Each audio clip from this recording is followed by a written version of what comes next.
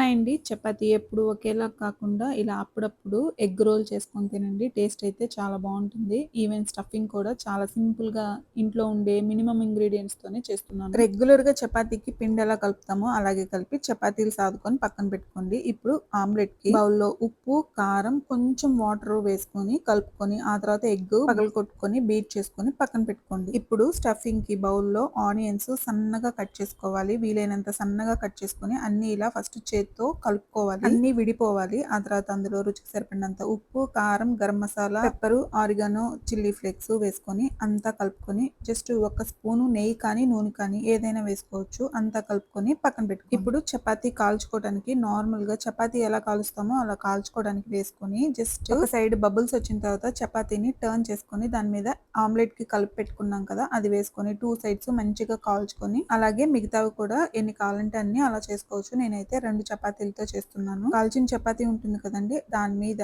ఈ ఆనియన్ స్టఫింగ్‌ని పెట్టేసేసి రోల్స్ ఎలా చుట్టుకుంటామో సేమ్ అలాగే రోల్ చుట్టేసుకొని సర్వ్ చేసుకోవటమే. లేదు అంటే గనక ఈ విధంగా కూడా చేసుకోవచ్చు. చపాతీ మీద మొత్తం స్ప్రెడ్ చేసుకొని దాన్ని రోల్‌లా చేసుకొని కూడా సర్వ్ చేసుకోవచ్చు. నచ్చితే గనక ట్రై చేసి ఎలా వచ్చిందో కామెంట్ చేయండి. బాయ్.